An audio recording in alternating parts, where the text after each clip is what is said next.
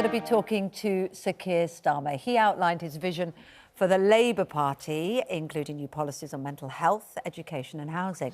But after 5 days dominated by rows with the left and Angela Rayner's refusal to apologise for labelling the Conservative Party scum, is the party leaving Brighton united? Sir Keir Starmer joins us now this morning. Good morning to you, Sir Keir. Thank you for joining us this morning.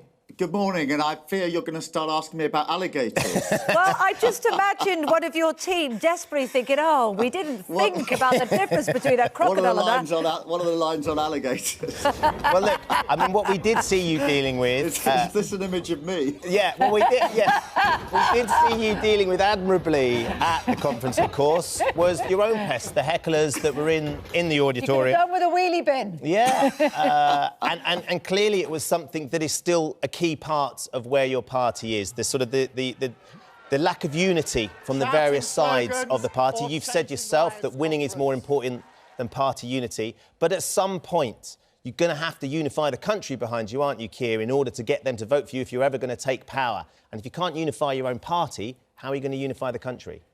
Yeah, you're right about that. And what we were doing this week in Brighton was taking the difficult decisions to put our own house in order and to actually face the country. So we closed the door on anti-Semitism, and I was so pleased that Louise Ellman, one of our former MPs, felt safe to rejoin our party, and we changed the rules to make sure we as a party face the country. Now, when you take decisions like that, when you change your party, it is inevitable that some people are uncomfortable with that, some people don't agree, and we saw an element of that yesterday. But in that conference hall, my first chance to actually speak to a live audience of thousands of people, the vast majority were with me, and I think, in a sense, the hecklers almost made my case for me because, I was contrasting them shouting slogans and my ambition, which is to win an election and change lives, and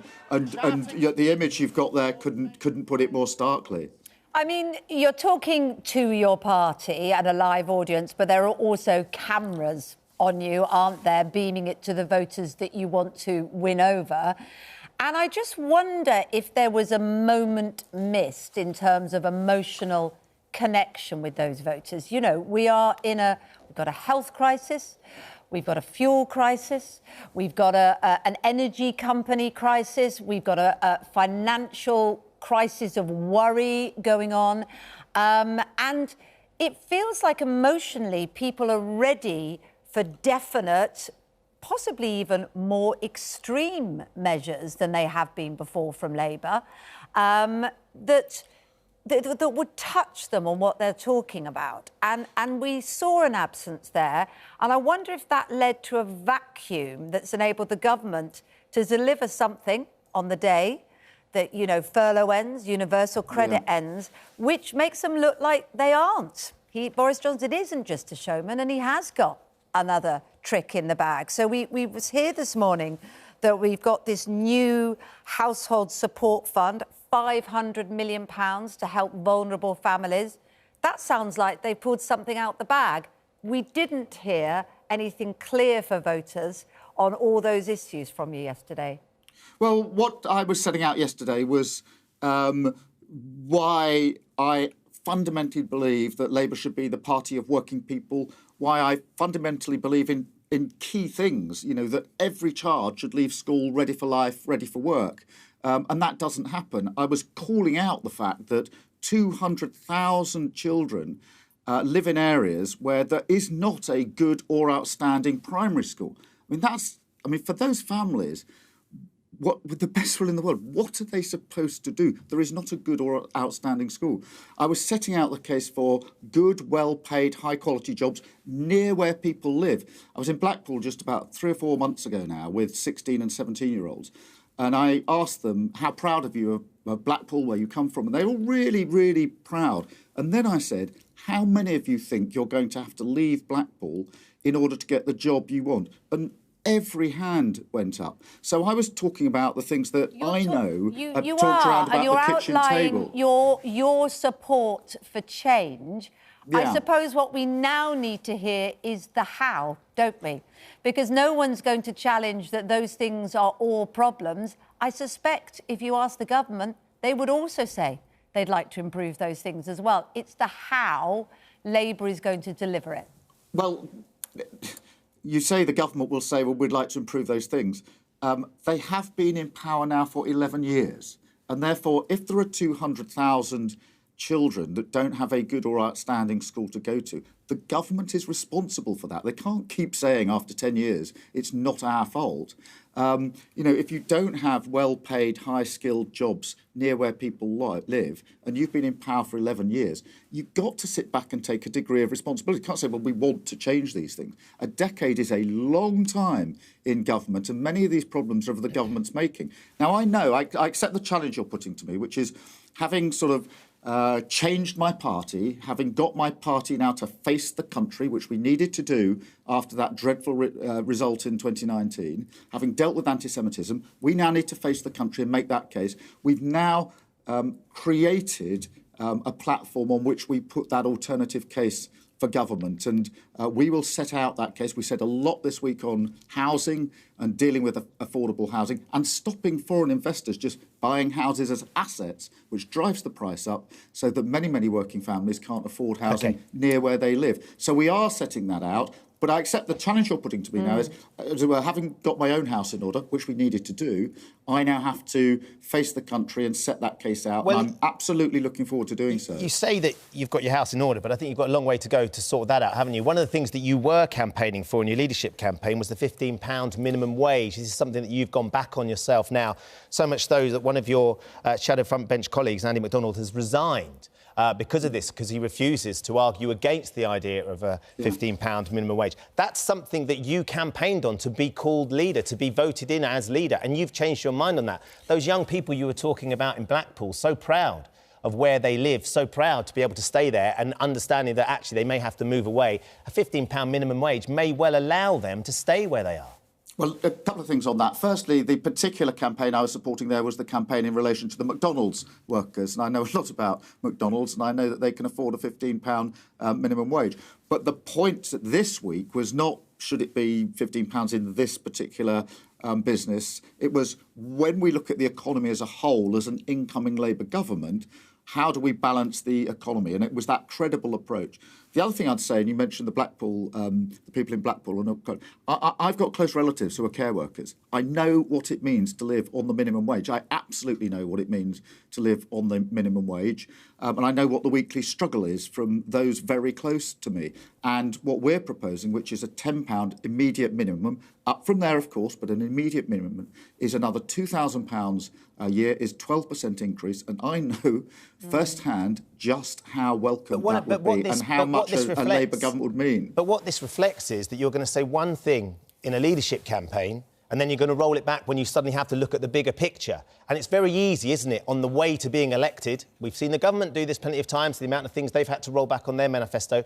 But it's very easy when you want to be elected to say all the things that you think people want to hear. But actually, the delivery of that is very different. Why should people trust you, Sir Keir? I set out in my leadership bid that we should have economic justice. Rachel Reeves set that out this morning, on Monday. Social justice, which we set out in the course of the conference, and climate justice, which I addressed head-on yesterday. The three central things in my leadership bid. But the one thing I said, we had lots and lots of hustings, lots of meetings during that leadership election. At the end of it, we had a number of candidates who'd said really powerful things about changing the world.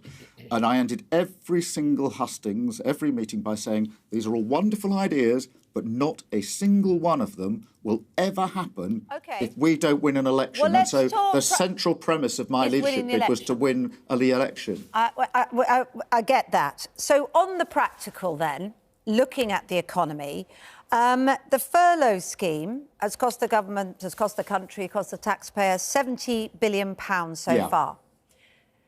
Obviously, it's devastating for those, and there's all sorts of ramifications about lost jobs because of it. But at some point, that kind of money has to stop. When would you stop it? Look, I accept the point you've just put to me, that the furlough scheme has to come to an end.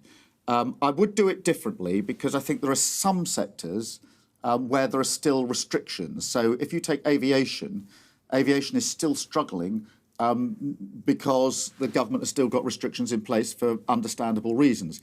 So furlough itself must come to an end. We can't go on indefinitely. When? I accept that. Would you do it now with some areas not excluded?